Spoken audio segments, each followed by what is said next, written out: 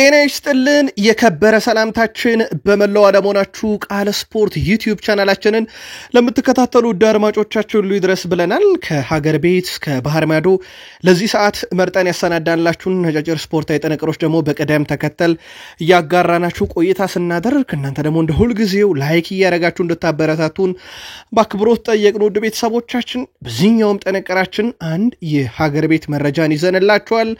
ከባህር ማዶ ወጣ ስንል ታላላቆቹን የአውሮፓ ክለቦች የተመለከቱ ዕለታዊ የቡድን ዜናችን ዛሬም እንደተካተቱ ነው። ውድ ቤተሰቦቻችን በተለይም በዝውውር መስኮቱ በርካታ ዝውውሮችን እየሰማን እንገኛለን። በዚህ ሰዓት የትኞቹ የፕሪሚየር ሊግ ክለቦች ትልቅ ዝውውሮችን ለማድረግ እንቅስቃሴ እያደረጉ ነው የሚሉትን ጨዋታዎች መረጃዎች ጨምሮ በሳምንቱ አጋማሽ እየተደረጉ ያሉ አውሮፓ መድረክ ጨዋታዎችን በተመለከተም ያገኘናቸው ተጨማሪ አዳዲስ መረጃዎች አሉ።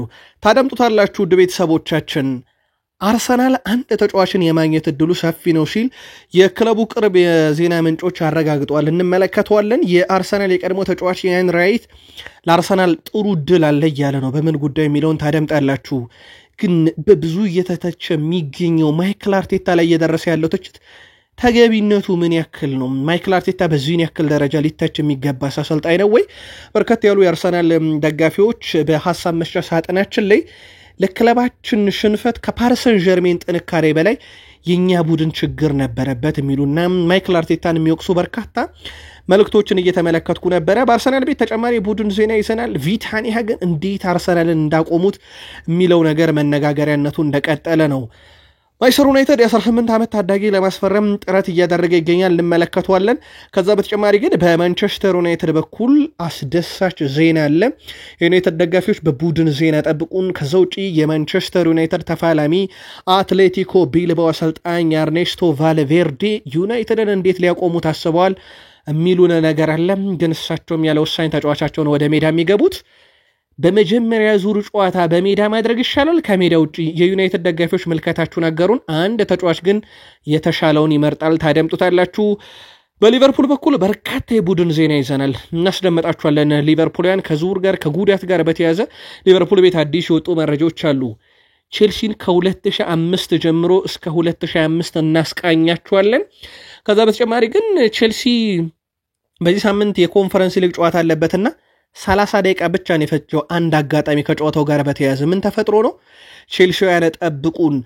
በአውሮፓ ትልቆቹን ክለቦች ትልቆቹን ተጫዋቾች የተመለከተ ዕለታዊ መረጃችን ዛሬም እንደተጠበቀ ነው። ውድ ቤተሰቦቻችን ታዲያ እንደ ሁልጊዜው ላይክ እያደረጋችሁ እንድታበረታቱን በአክብሮት እንጋብዛለን። ሐሳብ አስተያየት ካለ በሐሳብ መስጫ ሳጥናችን ላይ ማስፍሩልን። እስከዛሬም ለሰጣችሁን ሐሳብ ከልብ ነው የምናመሰግነው። እንደ ሁልጊዜው ዛሬም አጠራጠር ያሉ ስፖርታዊ መረጃዎቻችንን ከሀገር ቤት እንጀምር። በኢትዮጵያ ፕሪሚየር ሊግ ከረፍት በኋላ 27ኛ ሳምንት መርሃ ግብር መካሄዳቸውን ቀጥለዋል። በዚህም መሰረት ስሁል ሽረ ከወላይታ ዲቻ ያደረጉት ጨዋታ 1-1 በሆናቸው ውጤት ተጠናቋል። ግቦቹን ለስሁል ሽረ ብርሃኑ አዳሙ ሲያስቆጠር፣ ጸጋዬ ብርሃኑ ለወላይታ ዲቻ ያቻነቷን ግብ እንደዚሁ ማስቆጠር ችሏል። ወላይታ ዲቻ ያለፉትን 4 ጨዋታዎች እንደዚሁ ማሸነፍ ያልቻለበት ነው። በተለይም በሁለቱ ሽንፈት አጋጥሞታል። በሁለት ጨዋታ ደግሞ አቻ መውጣት ነው የቻለው። ሁለቱ ክለቦች አንድ ነጥብ መጋራታቸውን ተከትሎ ወላይታ ዲቻ ነጥቡን ከ37 ወደ 38 አድርሶ አምስተኛ፣ ስሁል ሽረ ነጥቡን ከ18 ወደ 19 አሳድጎ 17ኛ ደረጃ ላይ መቀመጥ ችሏል። እነኚህ ሁለት ክለቦች በቀጣይ በ28ኛ ሳምንት ማክሰኞ ስሁል ሽረ ከፋሲል ከነማ፣ ቀጣይ ሳምንት ረቡዕ ወላይታ ዲቻ ከአርባ ምንጭ ከተማ ጋር ጨዋታቸውን የሚያደርጉ ይሆናል። ከባህር ማዶ ወዳገኘናቸው ተጨማሪ ስፖርታዊ ጥንቅሮቻችን ደግሞ እንሻገር። ውድ ቤተሰቦቻችን በድጋሚ መልካም ቆይታ። አንቶኒዮ ሩዲገር በጉልበቱ ላይ ቀዶ ጥገና ተደርጎለታል። የማገገሚያ ጊዜው አጭር እንደሚሆን ተገምቷል። በዚህም በዓለም ክለቦች ዋንጫ ላይ ክለቡን ሪያል ማድሪድን ወክሎ ሊሳተፍ ይችላል የሚሉ መረጃዎች አሁን ላይ በስፋት እየወጡ ይገኛሉ። መጠነኛ የሚባል ቀዶ ጥገና የተደረገለት በሚል ከሩዲገር ጋር ግን በተያዘ ለአንድ ዓመት ያክል ጉልበቱ ላይ ህመም ሲሰማው እንደነበረና የተለያዩ ማስታወሻዎችና ትንንሽ የሚባሉ ሕክምናዎችን ሲያደርግ እንደነበረ ነው በተለይም ፋብሪዞ ሮማኖ ያስነበበው። ተጫዋቹ ለረጅም ጊዜ የነበረበትን ጉዳት በዛሬው ዕለት ቀዶ ጥገና አስፈልጎት አድርጓል። ምናልባት ተጫዋቹ የአውሮፓ ሻምፒዮንስ ሊግ መድረክ ላይ ሪያል ማድሪድ ቀጥሎ ቢሆን ኖሮ ግን ይህ ቀዶ ጥገና በዚህ ሰዓት ላይ ይደረግለት ይችል ነበር። አመቱን ሙሉ ከዚህ ጉዳቱ ጋር በማስታገሻ ሊቀጥል እንደነበረ ነው መረጃዎች የሚወጡት። ለሪያል ማድሪድ አሳዛኙ ዜና ሜንዲና ካማቪንጋን አይደለም በላሊጋ ጨዋታም በዓለም ክለቦች ዋንጫ ጭምር እንደማያገኟቸው ነው እየተዘገበ የሚገኘው። ያው የሩዲገር ነው የሚጠበቀው እንጂ በዓለም ክለቦች ዋንጫ የሜንዲና የካማቪንጋ መመለስ ቀጣይ ውድድር ዓመትን የሚጠብቅ ነው። ሁለቱ ተጫዋቾች በተለይም ሰሞኑን እንደውም የካማቪንጋን ስም እኮ ከፓሪስ ሰን ዠርሜን ጋር እየሰማን ነበረ በትልቅ ገንዘብ ተጫዋቹን የግላቸው ያደርጉታል በሚል። ነገር ግን ይህም ዝውውር እንደማይሳካ አንደኛው ማረጋገጫ ነው። ሪያል ማድሪድም ካማቪንጋን ቢፈልጉት እንኳን ዝውውሩ ማለት ነው የዓለም ክለቦች ዋንጫንም ሁለቱም ክለባቸውን እንደማይወክሉ ተረጋግጧል። ብራዚል ብሔራዊ ቡድን አሰልጣኝ ካርሎ አንቸሎቲን የግላቸው ለማድረግ ስራዎችን ሰርተው እሳቸውም እንግሊዝ መጥተው በቃል ደረጃ ከስምምነት ደርሰው እንደነበረ እንደዚሁም ደግሞ በዚህ ጉዳይ ላይ ብስጭት ውስጥ እንደገቡ ፍሎሬንቲኖ ፔሬዝ እና ዝውውሩን እንዳገዱት ደግሞ በማለዳው ስፖርት የመረጃ ክፍለ ጊዜያችን ነግረናችሁ ነበረ። ታዲያ አሁን ከብራዚል አካባቢ የሚወጡ መረጃዎች ምናልባትም ዝውውሩን ሙሉ ለሙሉ ሊያስቀር የሚችል አደጋ ተጋርጦበታል ነው እየተባለ የሚገኘው። በተቃራኒው ግን አንድ እውነት አይደለም። አሰልጣኝ ካርሎ አንቸሎቲ በአመቱ መጨረሻ ከሪያል ማድሪድ ጋር ይለያያሉ። ይህ እውነት የሆነ ነገር ነው። ታዲያ ከሪያል ማድሪድ ጋር ሲለያዩ ፍሎሬንቲኖ ፔሬዝ ካሳ ከፍለው ነበር የሚሸኟቸው። ነገር ግን አሁን ከብራዚል ብሔራዊ ቡድን ጋር ድርድር ማድረጋቸውን እሳቸውን ብስጭት ውስጥ ከቶ የነበረውና ዝውውሩን ያገዱት። ለማንኛውም ከብራዚል አካባቢ የሚወጡ መረጃዎች የተወሰኑ ጥርጣሬ አሁን በአሰልጣኙ ላይ እንደገባቸው ነው። ከወደ ሳውዲ ደግሞ እየወጡ ያሉ መረጃዎች ደግሞ ረብጣ ብሮችን ለካርሎ አንቸሎቲ ማቅረብ የሚል ነው። ሪል ቮይስ በወጣው መረጃ መሰረት አል ሂላል ከኤዥያ ሻምፒዮንስ ሊግ ከተሰናበተ በኋላ አሰልጣኝ ስለመቀየር እያሰበ ነው። አንደኛ ደረጃ ላይ በእጩነት የቀረቡት ደግሞ ካርሎ አንቸሎቲ ናቸው። ለሳቸው ደግሞ በ3 ዓመት 150 ሚሊዮን ዩሮ አቅርበውላቸዋል። በአመት ወደ 50 ሚሊዮን ዩሮ አካባቢ ማለት ነው። አሁን የብራዚል ብሔራዊ ቡድን ያቀረበላቸው 7 ሚሊዮን ዩሮ፣ ማድሪድ 10 ሚሊዮን ዩሮ ነውና በፍጹም ለንጽጽር የሚቀርብ ገንዘብ አይደለም። አል ሂላል በቀጣይ ለኛ አሰልጣኝ ሊያቀርበላቸው ያሰበው ምናልባት የካርሊቶ ምርጫ ምን ይሆን የሚለው በቀጣይ የሚጠበቅ ነው የሚሆነው። የቀድሞ የባርሴሎና ተጫዋች ራኪቲች ላሚን ያማል በእኛ ዘመን ላይ ቢኖር ኖሮ ቋሚ መሆን አይችልም ብሏል። ምክንያቱም የኛ ዘመን በጣም ጥራት የነበረው ስብስብ ነበረን። ሜሲ፣ ኔይማር እና ሱዋሬዝን በፊት መስመር በያዘው ስብስብ ውስጥ ላሚን ያማል ቦታ ሊገኝለት አይችልም። በአሁኑ አቋሙ ግን እጅግ ምርጥ ስለመሆኑ ጥያቄ አይነሳም። ነገር ግን በእኛ ዘመን በነበረው ባርሴሎና ውስጥ ግን ለሱ ቦታ ማግኘት እጅግ በጣም አስቸጋሪ ነበር ይላል። ምናልባት በወቅቱ በነበረው ባርሴሎና ውስጥ የሶስቱ የፊት መስመር ጥምረት በአውሮፓ ውስጥ በጣም አስፈሪው እንደነበረ ይታወቃል። ጥሩ ጊዜ ወደ እግር ኳስ የተቀላቀለ ይመስላል ላሚን ያማል። በዛ ላይ ገና 17 ዓመቱ ነው። በባርሴሎና ክለብ ውስጥ ካሁኑ ምርጥነቱን እያሳየ የሚገኝና በርካቶችም ከሜሲ ጋር እያነጻጸሩት እንደሆነ ይታወቃል። በአውሮፓ ዘንድሮ በሁሉም መድረኮች ማለት ነው በርካታ ግቦችን በማስቆጠር ሮቤርት ሌዋንዶውስኪን የሚስተካከል የለም። የባርሴሎናው አንጋፋ የፊት መስመር አጥቂ 40 ግቦችን በሁሉም መድረክ ለባርሴሎና አሊያም ደግሞ ለሀገሩ ሲጫወት አስቆጥሯል። ሃሪኬን ደግሞ በሁሉም መድረክ 36 ግቦችን አስቆጥሮ ሁለተኛ፣ ኬሊያን ምባፔ 34 ግቦችን አስቆጥሮ ሶስተኛ፣ አራተኛ ላይ የምናገኘው ኦስማን ዴምቤሌን ነው 33 ግቦችን አስቆጥሯል። ኦስማን ዴምቤሌ ግን ከነኚህ ሁሉ የተለየ የሚያደርገው አንድ ነገር ነው። ውድ ቤተሰቦቻችን 2025 ከገባ በኋላ በፈረንጆች አቆጣጠር ኦልሞስት ወደ 4 ወር ቆጠርን አይደለም። በእነኚህ 4 ወር ጊዜ ውስጥ 25 ግቦችን አስቆጥሯል። በአውሮፓ አንድ ተጫዋች አናገኝም በእነኚህ 4 ወር ውስጥ 25 ግቦችን ያስቆጠረ። ይህን ያደረገው ግን ኦስማን ዴምቤሌ ነው። በአጠቃላይ ግን የባርሴሎና የፊት ወሰር ተጫዋች ሮቤርት ሌዋንዶውስኪ 40 ግቦች አሉት። ማውሪዚዮ ሳሪ የኤስ ሚላን አሰልጣኝ እንዲሆኑ በዝርዝር ውስጥ ተካተዋል። ሰርጂዮ ኮንሴሳኦም እንግዲህ የሚያሰናብተው ኤስ ሚላን በዋነኝነት በእጩ ዝርዝር ውስጥ የያዛቸው አሰልጣኞች ውስጥ ማውሪዚዮ ሳሪ ተካተዋል። በእርግጥ ሌሎችም በርካታ አማራጮች አሉ። ዛሬ ጋዜጣ ዴሎ ስፖርት በፊት ገጹ ላይ ይዞት ወጣው መረጃ መሰረት ማውሪዚዮ ሳሪም ተካተዋል። በላዚዮ እናቃቸዋለን። ሳሪ በቼልሲም ተሞክሮ ነበረ። በታሰበው ልክ ባይሆንም ግን ምርጥ አሰልጣኝ ስለመሆናቸው ምንም ጥርጥር የለውም። በጣሊያን ሴሪኤ የነገሱበትና ብዙ ልምድ ያካበቱበት ሊግ ነው። ኤስ ሚላን ወደ ቀደመ ኃያልነቱ ለመመለስ በእጩነት ከያዛቸው አሰልጣኝ ደግሞ ማውሪዚዮ ሳሪ ቀዳሚ ሆነዋል። ባየር ሙኒክ አሁንም ድረስ የጆናታን ታ ከፍተኛ ፈላጊ ሆኖ ቀጥሏል። እንደሚታወቀው ጀርመናዊ ተከላካይ እስካሁን ድረስ ከባርሴሎና ጋር ስምምነት ባያደርግም ነገር ግን ለባርሴሎና በጣም ቅርብ ነው ሲባል እንደነበረ እናስታውሳለን። በአመቱ መጨረሻ ከዣቪ አሎንሶ ክለብ ባየር ሌቨርኩሰን በነፃ ነው የሚለቀው። ከዲሴምበር ወር ጀምሮ ከባርሴሎና ጋር ንግግር ቢያደርግም እስካሁን ስምምነት አለመድረሱን ተከትሎ ባየር ሙኒኮች እና ሌሎች ክለቦች ጉዳዩን በቅርብ ርቀት እየተከታተሉትም ነው። ባየር ሙኒክ ይህን ተጫዋች ባለፈው ክረምት ነበር የግሉ ለማድረግ ጥረት አድርጎ የነበረው፣ ግን ክለቡ ባየር ሌቨርኩሰን ስላልፈቀደ ነበር ባየር ሙኒክ በወቅቱ ይህንን ዝውውር መፈጸም ችሎ ያልነበረው። አሁን የባርሴሎና ዝውውሩ እውን የማይሆን ከሆነ መዳረሻው ባየር ሙኒክ ሊሆን ይችላል። ውድ ቤተሰቦቻችን ቃል ስፖርት የዩቲዩብ ቻናላችን ላይ ትገኛላችሁ። ከሀገር ቤት እስከ ባህር ማዶ የተመራረጡ ስፖርታዊ ጥንቅሮችን እያጋራናችሁ እንገኛለን። ከተወዳጁ የእንግሊዝ ፕሪሚየር ሊግ ታላላቅ ክለቦች ወዳገኘናቸው ስፖርታዊ ጥንቅሮች እንሻገር። በድጋሚ ላይክ፣ ሰብስክራይብ፣ ሼር እያደረጋችሁን እስከ ፕሮግራማችን ፍጻሜ ቆዩ።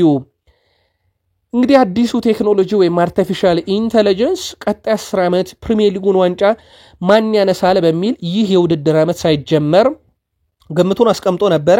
የዘንድሮን የፕሪሚየር ሊግ ዋንጫ ለአርሰናል ነበር የሰጠው። አልተሳካም ግምቱ፣ ያው ሊቨርፑል ወስዶታል። ቀጣይ ዓመት ዩናይትድ ብሏል። አሁን ያለው የዩናይትድ እንደ ኤአይ ልክ እንደ አርሰናል የሚያጣው ወይንስ ሰርፕራይዝ የሚያደርግ ቲም እንቶ ለጊዜው ሲቲ 2026-27 ብሏል። ቶትናም 27-28፣ ሊቨርፑል በድጋሚ 28-29፣ ኒካስል 29-30፣ ቼልሲ 30-31፣ አስቶን ቪላ 31-32 ሲዝን፣ ብራይተን 32-33 ሲዝንን እንደገና ሲቲ 33-34 ሲዝንን በሚቀጥሉት 10 ዓመታት ያነሳሉ ብሏል። አንደኛው ግምቱ ውድቅ ሆኗል። ምክንያቱም ዋንጫው ባለቤት የሆነው ሊቨርፑል መሆኑን ተከትሎ ማለት ነው። ሌሎቹስ አስተማማኝነታቸው ምን ያክል ነው የሚለውን ደግሞ በየአመቱ የምንመለከተው ይሆናል። የሰሜን ለንደኑ ክለብ ቶትንሃም በዚህ ሳምንት በኤሮፕ ሊግ ከቦዶ ግሊምት ጋር ጨዋታ ያደርጋል። የቦዶ ግሊምት ከተማ ነዋሪዎች የቶትንሃምን ስቴዲየም እንደማይሞሉት ሰሞኑን ነግረናችሁ ነበር። ታዲያ ደቡብ ኮሪያ የፊት ወሰር ተጫዋች ሰን ሁንግሚን ለጨዋታው እንደማይደርስ ተረጋግጧል። ሰን ባለፉት 4 ጨዋታዎች በጉዳት ምክንያት ለቡድኑ ግልጋሎት መስጠት እንዳልቻለ ይታወቃል። ቶትናም ሆትስፐርስ ረቡዕ ምሽት ከኖርዌይ ክለብ ቦዶ ግሊምት ጋር የመጀመሪያ ዙር የአውሮፓ ሊግ ጨዋታውን ሲያደርግ በዚህ ምሽት ጨዋታ ላይ የደቡብ ኮሪያውን አስደናቂ ተጫዋች ሰን ሁንግሚንን ግልጋሎት አያገኙም። የቶትናሙ አማካይ ስፍራ ተጫዋች ጄምስ ማዲሰን ቡድናቸው ከአሰልጣኝ አንጌል ፖስቴኮግሉ ጎን መቆሙን ተናግሯል። አሰልጣኝ አንጌል ፖስቴኮግሉ ቡድኑ እያሳየ በሚገኘው ደካማ አቋም ምክንያት በዓመቱ መጨረሻ የስንብት ዕጣ ሊደርስባቸው እንደሚችል ተፈርቷል። ሁላችንም በሙሉ ልባችን አሰልጣኛችን ጎንነን ያለው ማዲሰን አሰልጣኝ አንጌል ፖስቴኮግሉ ጥሩ ሰው ሲል ድጋፍ እንዳለው አሳይቷል። በአውሮፓ ሊግ ጥሩ ነገር አሳይተናል፣ ነገር ግን በሊጉ ያሳየነው ነገር ተቀባይነት የለውም፣ ነገር ግን አሰልጣኛችንን እናከብራለን ሲልም ማዲሰን ተናግሯል። ቶትንሃም አሁንም በፖስቴኮግሉ እየተመራ በጣም ስኬታማ የውድድር ዓመት ማሳለፍ ይችላል ሲልም ማዲሰን አሰልጣኙን ተከላክሏል። ዳኒ ሌቬ ግን ምናልባትም የኤሮፕ ሊግን ዋንጫ ቶትንሃም ቢያነሳ ራሱ አሰልጣኙን ስለማቆየታቸው እርግጠኛ መኮን አልተቻለም። ምክንያቱም ነው እሳቸው በፕሪሚየር ሊጉ ቶትንሃም ከአርሰናል በታች ሆኖ እንዲጨርስ አይፈለግምና በተደጋጋሚ እንደዚህ አይነት ቀውስ ውስጥ ተገኝቷል ቡድናቸው። እንደዚህም እንግዲህ በቀጣዩ ውድድር ዓመት አሰልጣኙ ሊተኩ ይችላሉ በሚል በርካታ አሰልጣኞች ስም ዝርዝርም ስምሰማ እንደነበረ ይታወቃል። የበርንማውዙ የፊት ወሰር ተጫዋች ቬኔልሰን የ3 ጨዋታ ቅጣት ተጥሎበት ነበር። ካስታወሳችሁ ማንቸስተር ዩናይትድን እሁድ 1-1 በተለያዩበት ጨዋታ በሰራው ጥፋት ኑሱር ማዝራዊ ላይ ታዲያ ቅሬታቸው ተቀባይነት አግኝቷል። እናም ይህ ተጫዋች ተቀጥቶ የነበረው ቀይ ካርድ እንዲነሳለት ተደርጓል። ስለዚህ ቬኔልሰን ቀጣይ በርንማውዝ ከአርሰናል ጋር በሚያደርገው ጨዋታ ላይ በበርንማውዝ በኩል ጨዋታውን ተሰልፎ ያደርጋል ማለት ነው። ድጋሜ በመልሶ እይታ ከታየ በኋላና የበርንማውዝ ቅሬታ ከቀረበ በኋላ ኤፍኤው ተቀባይነት አግኝቷል። በአርሰናል ጨዋታ ቬኔልሰን መገኘት ይችላል ብለዋል። ኖቲንግሃም ፎረስት በቀጣይ ውድድር ዓመት ራሳቸውን ማጠናከር ይፈልጋሉ። የዘንድሮን የውድድር ዓመት ክስተት ካለን ያለምንም ጥርጥር የኑኖ ስፕሪንቶ ሳንቶስ ቡድን ኖቲንግሃም ፎረስት እንደሆነ ይታወቃል። ታዲያ ይህ ቡድን ራሱን ያጠናክር ዘንድ ቀጣይ ውድድር ዓመት የቀድሞ አስቶን ቪላ አሁን በዩቬንቱስ ቤት እየተገፋ የሚገኘው ዳግላስ ሉዊዝን የግላቸው የማድረግ ፍላጎት እንዳላቸው ነው ሚረር ስፖርት ያስነበበው። በቀጣይ ተጫዋቹ ወደ እንግሊዝ መምጣት ይፈልጋል። መዳረሻው ግን ኖቲንግሃም ፎረስት ይሁን ሌሎች ባይታወቅም ኖቲንግሃም ፎረስት ግን ውይይቶችን ማድረግ መጀመሩም ነው ይፋ የተደረገው። ሌስተር ሲቲ ወደ ታችኛው ሊግ መውረዱን ተከትሎም የ28 ዓመቱ ኒዲዲ ሌስተር ከወረደ በክረምት በ9 ሚሊዮን ፓውንድ ክለቡን መልቀቅ የሚያስችል አንቀጽ በኮንትራቱ ላይ ተቀምጧል። በነገራችን ላይ ኒዲዲ ማለት ሮድሪ ወደ ሊጉ ከመምጣቱ በፊት የሊጉ ቶፕ 3 ምርጥ የተከላካይ አማካይ ስፍራ ተጫዋቾች ውስጥ የነበረ ተጫዋች ነበረም። ወደየትኛው ክለብ መዳረሻው ይሆናል የሚለው ደግሞ ቀጣይ ክረምት ላይ ይጠበቃል። ሌስተር ሲቲ መውረዱ ስለተረጋገጠ 9 ሚሊዮን ፓውንድ ብቻ የከፈለ ክለብ ተጫዋቹን የግሉ ማድረግ ይችላል። የሳውዲ ክለቦች ኤሜኒያሎ ማርቲኔዝ ላይ ፍላጎት አሳይተዋል። ረብጣ ብሮች ቀጣይ ክረምት ላይ በአውሮፓ እግር ኳስ ላይ ፈሰስ ያደርጋል ተብሎ ይጠበቃል። የሳውዲ ሊግ በሚቀጥሉት 10 ዓመታት የሳውዲ ሊግ በትልቅ ደረጃ ተፎካካሪ ማድረግ እቅድ ያላቸው የሳውዲ እግር ኳስ ፌዴሬሽን እና የሳውዲ መንግስት ትልቅ ዝውውሮችን በሚቀጥለውም ክረምት ይፈጸማሉ ተብሎ ይጠበቃል። አብዮቱን በሮናልዶ አስጀምሮት ነበር። በዚህ ውድድር ዓመት ደግሞ በርካታ ስሞችን ሲይዙ የአስቶን ቪላውን ግብ ጠባቂ ኤሜኒያሎ ማርቲኔዝንም በዝርዝራቸው ውስጥ አካተዋል። ከኤምሬትሱ ኩባንያ ጋር አጋርነት ፈጽሟል ቼልሲ በዛሬው ዕለት። በስምምነቱ መሰረት ቼልሲ በቀሪ ጨዋታ ላይ የሚጠቀመውን ማሊያ ላይም እንግዲህ ይህንን አጋር ስምምነት እንደሚጠቀም ነው ይፋ የተደረገው። ዳማክ ይሰኛል አጋሩም እንግዲህ ከዚህ የማሊያ አጋር ጋር እስከ ውድድር ዓመቱ መጨረሻ ይቀጥላሉ። ነገር ግን በዓለም ክለቦች ዋንጫ ላይም ይህን አጋራቸው ጋር ስምምነት ስለሌላቸው ቼልሲዎች ዳግም ለሙጡን መለያ ለመለበስ ይገደዳሉ ወይም ምንም አይነት አርማ ወይም ደግሞ ምንም አይነት የአጋር ስምምነት የሌለውን መለያ ይለብሳሉ ማለት ነው። በስምምነቱ መሰረት ቼልሲ ቀሪ 4 የፕሪሚየር ሊግ ጨዋታዎች ላይ ግን ይህንን አጋራቸውን ለብሰው እንደሚጫወቱም ተረጋግጧል። የስዊድኑ ክለብ የሆነው ጃርገንደስ ከቼልሲ ጋር ለሚያደርጉት የግማሽ ፍጻሜ ጨዋታ ትኬት ሽያጭ 30 ደቂቃ ብቻ ነው የፈጀባቸው። በግማሽ ፍጻሜ ጨዋታ ከባለሜዳው ቡድን በኩል አስደናቂ ስቴዲየም ድባብ እንደሚኖር ይጠበቃል። ቼልሲ ምንም ጥርጥር የለውም ቼልሲ የተሻለው ቡድን ነው። ለዋንጫውም ቅድመ ግምት የተሰጠው ገና ዓመቱ ሲጀመር ነው። እናም ከዚሁ የስዊድን ክለብ ጋር በሚያደርገው ጨዋታ ግን በስቴዲየሙ ከበድ ያለ ድባብ ይጠብቋል። 30 ደቂቃ ብቻ የፈጀ የትኬት መሸጥ ስነስርዓት ነበር የነበረው። ቼልሲን 2005 ወደኋላ መለስ ብለን ብናይ በዚህ ሳምንት ነበረ የፕሪሚየር ሊግ ዋንጫ ለሁለተኛ ተከታታይ ዓመት ማሳካታቸውን ያረጋገጡት ማለት ነው። በነገራችን ላይ በርካታ ክሊንሺት በጨዋታ የነበረው በዛ ሲዝን 25 ጨዋታ ግብ አልተቆጠረበትም። በአጠቃላይ በ38 የፕሪሚየር ሊግ ጨዋታ በወቅቱ ያስተናገደው ግብ ብዛት 15 ነው። ጆዜ ሞሪኒዮ በእንግሊዝ ፕሪሚየር ሊግ ታሪክ ወጣቱ ዋንጫ ያነሳ አሰልጣኝ ሆኖም የተመዘገበበት ነበረ። በጨዋታው በአጠቃላይ ከ38 ሳምንት 29 ያሸነፈ 8 አንድ ጨዋታ የተሸነፈ እችን ጨዋታ ነው እንደውም የተሸነፈበትን መንገድ ከተናገሩ በኋላ ከኢንቪንሲብሉም አርሰናል የተሻለን ነበር በሚል የቀድሞ የቼልሲ ተጫዋቾች እነ ላምፓርድ እነ ጆን ቴሪ የሚከራከሩትና በዚህ ሳምንት ነበረ ቼልሲ ይህን አይነት ገደል ፈጽሞ የነበረው። ሃርቪ ኤሊዮት ባለፈው ዓመት ጉዳት ከደረሰበት በኋላም ጥሩ አቋም ላይ አይገኝም። ስለሆነም የወደፊት ዕጣ ፈንታውን እስካሁን ግልጽ አይደለም ተብሏል። በሊቨርፑል ሃርቪ ኤሊዮት በሊቨርፑል መቆየት ይፈልጋል እና ክለቡ እንዲለቅ እንግዲህ ካስገደደው ብቻ ነው ክለቡ ሊለቅ የሚችለው። ክለቡ ደግሞ ሊያስገድደው የሚችለው ጥሩ ገንዘብ ካገኘ ነው። ኤሊዮት ለመሸጥ እንደሚችል መረዳትም ይገባዋል ብለዋል ሊዩስ ስቴል። ተጫዋቹ ምንም እንኳን ፍላጎት ቢኖረው ምክንያቱ ደግሞ ሊቨርፑል ራሱን ቀጣይ ውድድር ዓመት ማጠናከር ይፈልጋል እና ለቡድኑ ረጅም ጊዜ ግልጋሎት አይሰጡም ወይም የስሎት እቅድ አካል አይደሉም የተባሉ ተጫዋቾች ይለቃሉ። ብራይተን፣ ቦሩሲያ ዶርትመንድና ባየር ሌቨርኩሰን ሃርቪ ኤሊዮትን በቅርብ ርቀት እየተከታተሉ ነው ተብሏል። በቀጣይ ክረምት ላይ ትልቅ አጀንዳ ይሆናል ተብሎ ይጠበቃል። በሊቨርፑል በኩል የፕሪሚየር ሊጉ ክለቦች ደግሞ እንዲሁም ደግሞ በሻምፒዮንሺፕ የሚሳተፉ ክለቦች ቤን ዶክ ላይ ከፍተኛ ፍላጎት አላቸው። ነገር ግን ሊቨርፑል የዶክ ትልቅ አድናቂ መሆናቸውን ተከትሎ ወይም በተጫዋቹ ላይ እምነት ስላላቸው ለሽያጭ ሊያቀርቡት አይችሉም። ምናልባትም ዳግም የውሰት ዝውውር ለተጫዋቹ ሊቀርብ ይችላል ተብሎ ይጠበቃል። ይሄኛውንም ተጫዋች ጉዳይ በቀጣይ ክረምት የምንጠብቀው ነው። ሌላኛው ስቴቨን ባስቲች ነው። በሚቀጥለውም ቅድመ ውድድር ዓመት ላይ ራሱን እንዲያሳይ እድል ይሰጠዋል ተብሎ ደግሞ በስሎት ስር የተያዘ ተጫዋች ነው። እስካሁን ይህም ተጫዋች ለሽያጭ አልቀረበም። ስቴቨን ባስቲች ጥሩ ታዳጊ ተጫዋች ነው። በዛ ላይ ደግሞ የእድል ጉዳይ በርግጥ ነሳላ ሴቦዝ ላይ መሃል ሜዳ ላይ ያሉበት ተከላካይና ቨርጂል ቫን ዳይክ ግብ ጠባቂና አሊሰን ባሉበት ከኋላው እስከ ፊቱ ፍጹም አስደናቂ በሆነው ሊቨርፑል ውስጥ ታዳጊዎች ቦታ ማግኘት እጅግ በጣም አስቸጋሪ ነው።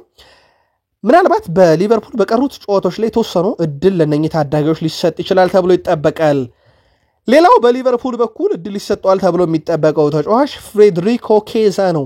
የተጫዋች ባለፈው ክረምት ላይ ከዩቬንቱስ ካመጡት በኋላ ለፕሪሚየር ሊግ ሽልማት የሚያበቃ ጨዋታን እንኳን ማድረግ ወይም ለፕሪሚየር ሊግ ሜዳሊያ የሚያበቃ ጨዋታን እንኳን እስከዚህ ሰዓት ድረስ ማድረግ አልቻለም። የስሎት ቡድን እንዳለ የክሎፕን ቡድን ነው በዚህ ውድድር ዓመት የተጠቀሙትና ዋንጫም ሲያነሱ የኬዛን የተለየ አጋጣሚ በትልቁ ማንሳት አይቻልም።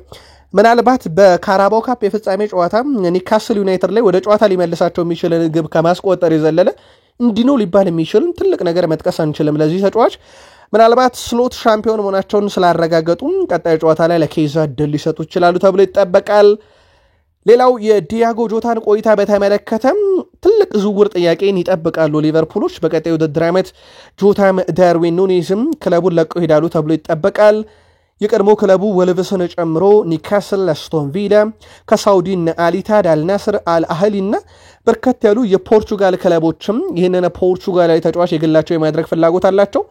ትልቅ ገንዘብ ይጠብቃሉ ተብሏል። በሊቨርፑል በኩል ግን መግቢያችን ላይ ጨዋታን ከሜዳ ውጭ ማድረግ መጀመሪያ ወይንስ በሜዳ አድርጎ ወደ ተጋጣሚ ቡድን መሄድ ይሻላል ብለን ለአድማጭ ተመልካቾቻችን ጠይቀን ነበረ።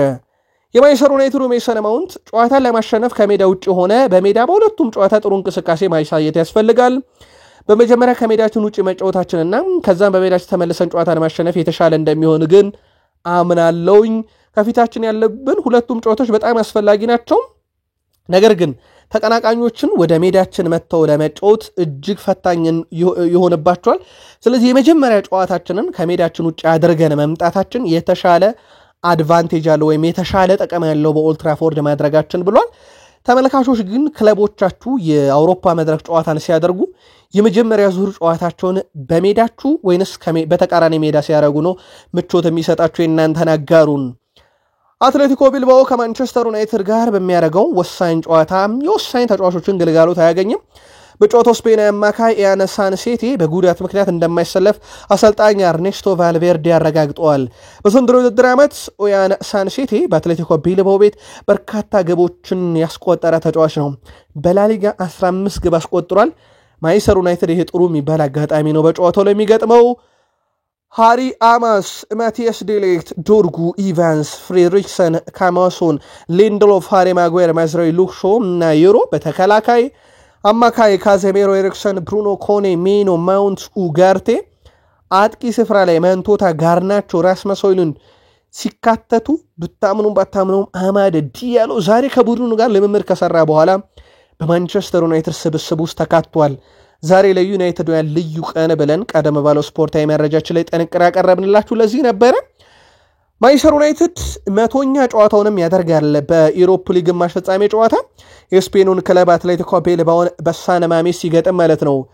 በዚህ ምክንያት ማንቸስተር ዩናይትድ በአጠቃላይ 99 የዩሮፓ ሊግ ጨዋታዎችን አድርጓል። 100ኛውን በስፔን ነው የሚያደርገው ማለት ነው። ማንቸስተር ዩናይትድ በፕሪሚየር ሊጉ ያልተጠበቀ ቦታ ላይ ይገኛል። ነገር ግን በአውሮፓ ውስጥ ካሉ ትልልቅ ቡድኖች አንዱ ነው የምንገጥመው። እናም ይህን ግምት ውስጥ ማስገባት አለብን ብለዋል የቢልባኦ አሰልጣኝ አርኔስቶ ቫልቬርዴ። ከማንቸስተር ዩናይትድ ጋር የምናደርገው ጨዋታ በተመለከተ ብዙ ልናስብባቸው የሚገቡ ጉዳዮች አሉ ብለዋል። እነርሱ በቆሙ ኳስ ላይ እጅጉን ድንቅ ናቸው። ሆይሉንድ፣ ማጓየር እና ዴሌክትን የመሳሰሉ የአየር ላይ ኳስ አጠቃቀም ጎበዝ የሆኑ ተጫዋቾች አሏቸው። በተጨማሪም ብሩኖ ፈርናንዴዝን የመሰለ ጥሩ ኳስ አቀባይ ያላቸው እነርሱ ትልቅ ክለብ ናቸው። አሁን ያሉበትን የፕሪሚየር ሊግ ደረጃ ሰንጠረዥ እኛ አንመለከተው ሲሉ አርኔስቶ ቫልቬርዴ ሀሳባቸውን አጋርተዋል።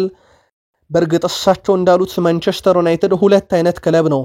በፕሪሚየር ሊጉ ሲመለስ 1 ነጥብ ብርቅ የሚሆንበት ዩናይትድ፣ በኢሮፕ ሊጉ ደግሞ መሸነፍ ነው ብርቅ የሆነበት። በኢሮፕ ሊጉ ትልቅ ጉዞ ይጠብቀዋል ማንቸስተር ዩናይትድ። ብሩኖ ፈርናንዴዝ በሚያዝያ ወር ላይ በተደረጉ የፕሪሚየር ሊግ ጨዋታ ላይ ከፍተኛ የግብ ዕድልን የፈጠረ ተጫዋች ሆኖ ተቀምጧል። በአጠቃላይ ብሩኖ ፈርናንዴዝ በወርሃ ሚያዝያ በተደረጉ የፕሪሚየር ሊግ ጨዋታ 18 የግብ ዕድሎችን ፈጥሯል። በስኳካ ቁጥራዊ መረጃ መሰረት ይከፍተኛው ነው። በጣም አስገራሚ ነገር ግን አንዱንም ግብ የሚያደርግለት ተጫዋች ማግኘት ለሱ ይቸገራል። ለዛም ነው ብሩኖ ፈርናንዴስ ትልቅ የግብ ዕድሎችን ይፈጥራል። በአመት ውስጥ ለሶስተኛ ጊዜ ከፍተኛው የግብ ዕድልን የፈጠረ ተጫዋች ብሩኖ ፈርናንዴስ እንደሆነ ይታወቃል። ማንቸስተር ዩናይትድ ግን ጨዋታ ላይ ግብ አስቆጥሮ ለመውጣት እጅጉን የሚቸገር ነውና ዘንድሮ ከተጫወተው ጨዋታ ወደ ግማሽ የሚጠጉት ላይ ግብ ማስቆጠር እንኳን የተቸገረ ቡድን ነው። ብሩኖ ፈርናንዴስ ደግሞ ያለቀላቸውን ኳስ ማቀበል የማይታከተው ተጫዋች ነው። ማንቸስተር ዩናይትድ የ18 ዓመቱን የፓርቲዚያን ቤልግሬድ አማካይ ኦጌን ኦጎረስቲን ለወደፊት ተስፋ ሰጪ በሚል በዝርዝራቸው ውስጥ አካተውታል። ዩናይትዶች ሚያዝያ ወር መጀመሪያ አካባቢ ጀምሮ ይህን የሰርቢያ ሱፐር ሊግ ሲከታተሉ ነበር በተጫዋቹ ምክንያት። እናም ይህን የ18 ዓመት የፓርቲዚያ ቤልግሬድ አማካይ ኦጌን ኦጎረስቲን የግላቸው ለማድረግ ማንቸስተር ዩናይትዶች በቀጣይ እንቅስቃሴ ያደርጋሉ ተብሎ ይጠበቃል። ማንቸስተር ዩናይትድ ለኤሪክ ቴን ሃግ ፕሮጀክት ካስታወሳችሁ 600 ሚሊዮን ዩሮ ፈሰስ አድርጓል። ከውዱ ፈራሚ እስከ ከአንቶኒ ጀምሮ ነፃ እስካስፈረመው ክሪስቲያን ኤሪክሰን ጀምሮ የኤሪክ ቴን ሃግን ፈራሚዎች ድምር ሂሳብ ብናይ 616 ሚሊዮን ዩሮ በአጠቃላይ ማንቸስተር ዩናይትድ ወጪ አድርጓል። በእርግጥ ሸጦ ያካካሰው የተወሰነ ገንዘብ ሊኖር ይችላል። በወጪ ደረጃ ግን ይሄን ያህል ወጪ አድርጓል። ውዱ ፈራሚያቸው አንቶኒ 85.4 ሚሊዮን ዩሮ በነፃ ያገኙት አንድ ተጫዋች እሱንም ክሪስቲያን ኤሪክሰን ከብሬንትፎርድ ያመጡት ጊዜ ማለት ነው። ምናልባት ሩበን አሞሪም ይሄን ያክል በጀት ቢመደብላቸው ክለቡን መቀየር ይችላሉ ብላችሁ ታምናላችሁ? በፍልስፍና ደረጃ የቴን ሃግ ፍልስፍና ስላልሰራ ማለት ነው። የዚህ ሲዝን የእንግሊዝ ፕሪሚየር ሊግ ከመጀመሩ በፊት ሁለት የቀድሞ እግር ኳስ ተጫዋቾች የራሳቸውን ትንተና አቀርበው ነበር። አንደኛው የጋሪ ኔቭል ነው። አመቱ ሲጀመር ጋሪ ኔቭል ዩናይትድ 3ኛ ሊቨርፑልን 5ኛ ብሎ ጨረሰ። ያው የተፈጠረውን ታውቁታላችሁ። በአመት ውስጥ የቀድሞ የሊቨርፑል ተጫዋች ጄሚ ካራገር ደግሞ ኖቲንግሃም ፎረስት ይወርዳል፣ ማንቸስተር ዩናይትድ 5ኛ ሆኖ ይጨርሳል ብለው ነበር። ዩናይትድ አይደለም ቶፕ 5 ውስጥ ቶፕ 10 ውስጥ ለመጨረስ ዘንድሮ በጣም የተቸገረ ቡድን እንደሆነ ይታወቃል። አርሰናል ቤት ማይክል አርቴታ ላይ ዛሬ ብዙ ወቀሳ ሲቀርብ ነበረ። ለዛም እኛ ብዙ ማጣራቶችን አድርገን መረጃዎችን አሰባስበን አመጣን። ማይክል አርቴታ ላይ ለመፍረድ ይቻላል ወይንስ የሚል ጉዳይ ነው። በእርግጥ አርሰናል በዘንድሮ የውድድር ዓመት ያለ ዋንጫ የሚያጠናቅቅ ከሆነ በብዙ የሚወቀሰው ቡድን ስለመሆኑ ምንም ጥርጥር የለውም። ሳካን በነፃ ነው ያገኘው። ታዳጊ ተጫዋች ነው ከአርሰናል አካዳሚ። ማርቲኔሊን በ6 ሚሊዮን ፓውንድ አስፈረመ። ንዋኔሪ ነፃ ነው የአካዳሚ። ስተርሊንግን በነፃ ነው ያመጣው ዘንድሮ። ትሮሳርድ 20 ሚሊዮን ፓውንድ የወጣበት። ጄሱስ ለቡድኑ በጉዳት በርካታ ጨዋታ የሚያመልጠው ግን 45 ሚሊዮን ዩሮ የወጣበት ነው። ቢደምር 100 ሚሊዮን ዩሮ አይሞላም። ክለቡ ለአጥቂ ብር አውጥቶ አያቅም ማለት ይቻላል። ኦልሞስት 100 ሚሊዮን ዩሮ በዚህ ሰዓት ለአንድ አጥቂ የሚወጣ ነው። አርሰናል ግን ለእነኛ አጥቂዎች ያወጣው ብዛትን ብንደምረው ኦልሞስት ወደ 71 ሚሊዮን ዩሮ አካባቢ ይደርሳል። የቡድኑ ቁልፍ ተጫዋች ሳካ፣ የአካዳሚ ውጤት ንዋኔሪን በተመሳሳይና ማይክል አርቴታ እንደዚህ አይነት ቡድን ይዘው ነው ፓሪስ ሰን ዠርሜንን እየተፋለሙ የሚገኙት። ከዛ በፊት ማድሪድን ጥሏል። ማድሪድ በራሱ ግን ብዙ ቀውስ ያለበት ቡድን ነው። በጋዜጠኞች በኩል ለቪታኒያ አንድ ጥያቄ ቀርቦለት ነበረ። አርሰናልን ስላቆሙበት ታክቲክ በጣም አደገኛው ሰው ሳካ እንደነበረ እናውቃለን። በዞና ለማርኪንግም ዋንቱማንም በብዙ መንገድ ነው ሳካን የተቆጣጠሩት። ያለ ሳካ መተንፈስ የተቸገረን አርሰናልን በጨዋታው ላይ ተመልክተናል። ቪታኒያም በተለይም በተጫዋቹ ላይ ጥንቃቄ ሲያደርጉ እንደነበረና ኳሶች ወደ እሱ አቅጣጫ ሲሄዱ ቡድኑ በተለየ መንገድ ይከላከል እንደነበረም ገልጿል። አርሰናል እንደ ቡድን ተጫዋቾቹ ስምም እየተጠራ በብዙ መንገድ ሲወቀሱ ነበረ። በተቃራኒ ቡድን የነበሩ ቁጥሮችን ከተመለከተን እምብዛም ከአርሰናል ተጫዋቾች የተለየ አይደለም። ግን ደግሞ ፓሪስ ሰን ዠርሜን ፍጹም የተለየ ቡድን የሚያደርገው በጨዋታው ላይ ያገኛቸውን እድሎች ከመጠቀም አንጻር ነው። ለአብነት ያክል በቡድን ውስጥ እጅግ በጣም አስደናቂ የሚባለው ተጫዋች ዲዛይር ዱዊን ብንመለከት፣ እንደዚሁም ደግሞ ኦስማን ዴምቤሌን ብናነሳ የተነጠቋቸውም ኳሶች በርከት ያሉ ናቸው። ለአብነት ያክል እንደ ኔይማር ይጫወታል በሚል በርካታ አድናቆት ያተረፈው ዲዛይር ዱዊ አንድ ኢላማውን የጠበቀ ሙከራ አረገም፣ 0 ቁልፍ ኳስ አቀበለ፣ 3 የተሳካ ድሪብል፣ 1 የተሳካ ክሮስን ነው በቁጥር ደረጃ ካየ ነው። የጨዋታውን የማሸነፊያ ግብ ያስቆጠረው ኦስማን ዴምቤሌ 1 ግብ አለው፣ 1 ኢላማውን የጠበቀ ሙከራ ነው፣ እሷም ግብ ናት፣ 1 የተሳካ ድሪብል፣ 1 ቁልፍ ኳስ አቀበለ፣ 9 ጊዜ ኳስ ተቀምጧል በጨዋታው ላይ። በአንጻራዊነት ካየነው ጨዋታው ለተመልካች ፍጹም አዝናኝ የነበረበት አንደኛ ምክንያት ሁለቱም ክለቦች ጨዋታው ላይ በደንብ መጫወትና ኳስን መንጠቅ እንደዚሁ ደግሞ ኳስን በእግራቸው ስር ማቆየት ወደ ተቃራኒ ግብ ክልል ቶሎ የመድረስ ነገር ነበርና አንድም ለተመልካች አዝናኝ ያደረገው ያ ነው። ግን ሜዳ ላይ ሁለቱም ክለቦች ነጥሮ በተሻለ መንገድ በቁጥር ደረጃ እንዲወጡ ያላደረገው በእንደዚህ አይነት ክስተቶች ነበረ። አርቴታ በፍጻሜ ጨዋታ ላይ መገኘት ከፈለግን አንድ ነገር ማድረግ ይኖርብናል፣ እሱም የፓርክ ደ ፕሪንሱን ጨዋታ መወጣት ነው፣ እናደርገዋለን ብለዋል። ኢያን ራይት ለአርሰናል ከተጫወቱ ተጫዋቾች ታማኙ ደጋፊ፣ አሁንም ድረስ ለአርሰናል ልቡን የማይሰስት ነው። በነገራችን ላይ ልክ የሜሪኒዮ ግብ ስትቆጠርና ኦፍሳይድ መሆኑ እስኪረጋገጥ ድረስ በተለይም ግቧ በተቆጠረችበት ቅጽበት የአርሰናል ተጫዋቾች ደስታቸውን ሲገልጹ የቴሌቪዥን ስክሪኖች በሙሉ ወደ ኢያን ራይት ነበር የዞሩትና እንዴት ደስታውን ሲገልጽ እንደነበረ ተመልክተናል። ለማንኛውም ኢያን ራይት የመልሱ ጨዋታ ቶማስ ፓርቴ መኖሩ ለኛ እጅግ በጣም ወሳኝ ነው ሲል ተደምጧል።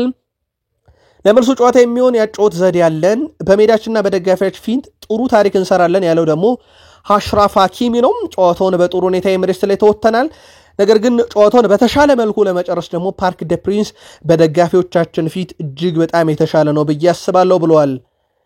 የዴምቤሌ በመጀመሪያ 5 ደቂቃ ውስጥ ያስቆጠራት ግብ ነው የጨዋታውን ሁሉ ነገር የቀየረች ብለዋል። የቀድሞ ተጫዋች ዴፎ ያስቆጠራት ግብ ጨዋታውን ቀይራለች። አርሰናል ምርጥ ሆኖ ያመሽ ነበረ፣ ያቻ አስፈላጊ ግብ ግን ጨዋታውን ቀይሯለች ብለዋል። የጨዋታው ሙሉ ብልጫ በፒኤስጂ በኩል እንዲሆን ያደረገችው የዴምቤሌ ግብ ናት። አርሰናሎች እንዳሰቡትና እንደተነጋገሩት የተጫወቱም አይመስለኝም፣ ምናልባት በፓርክ ደ ፕሪንስ ጨዋታውን ከተወጡት ብለዋል። ፓሪስ ሰን ዠርሜኖች በመልበሻ ክፍል ውስጥ አልጨፈሩም። ውድ ቤተሰቦቻችን ይህ የሚሆነበት ምክንያት ሉዊስ ኤንሪኬም ለቀጣይ ጨዋታም ትኩረት እንዲያደርጉና የመልሱ ጨዋታ ማሸነፍ ይበልጥ አስፈላጊ መሆኑን ለተጫዋቾቹ ካስረዱ በኋላ ነው ተብሏል። በመልበሻ ክፍል ውስጥ ተጫዋቾች በተለይም ድል ካደረጉ በኋላ ጨፈራዎችን እንደሚያደርጉ ይታወቃል። ነገር ግን በፓሪስ ሰን ዠርሜን በኩል ትኩረታቸው ሙሉ ቀጣይ ጨዋታ በተለይም የመልሱ ጨዋታ ላይ እንዲሆን ማሳሰባቸውን ተከትሎም እምብዛም ጭፈራ ሲያደርጉ አልነበረም። በሪያል ሶሴዳድ ውስጥ ያሉ በርከት ያሉ የመገናኛ ብዙሃን ወይም የሪያል ሶሴዳድን መረጃ የሚያወጡ ሚዲያዎች ዙቤሜንዲ በቀጣይ ክረምት ክለቡን ይለቃል የሚለውን መረጃ ያረጋገጡ ሲሆን መዳረሻው ከሪያል ማድሪድ ይልቅ አርሰናል የመውደድ ዕድሉ ከፍተኛ ነው እያሉ ይገኛሉ። አርሰናሎች በቀጣይ ይህን ተጫዋች የግላቸው ለማድረግ ከፍተኛ ጥረት ሲያደርጉ ነበር። በቃል ደረጃም ተጫዋቹን ለማሳመን በርካታ ጥረቶችን ያደርገዋል።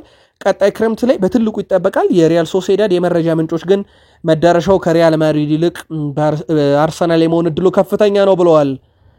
ባርሴሎና ዋና ስቴዲየማቸው ካምፕ ኑ እድሳት ላይ መሆኑን ተከትሎ ከሜዳቸው ርቆ የሜዳ ጨዋታቸውን ማድረጋቸው የተለመደ እንደሆነ ይታወቃል። በሉዊስ ካምፓኒያ ስቴዲየም ባርሴሎና በዚህ ዓመት በድጋሚ ቀድሞ የባርሴሎና ኦሎምፒክ ስቴዲየምን የሜዳ ጨዋታ መጫወቻ ስቴዲየም አድርጓል።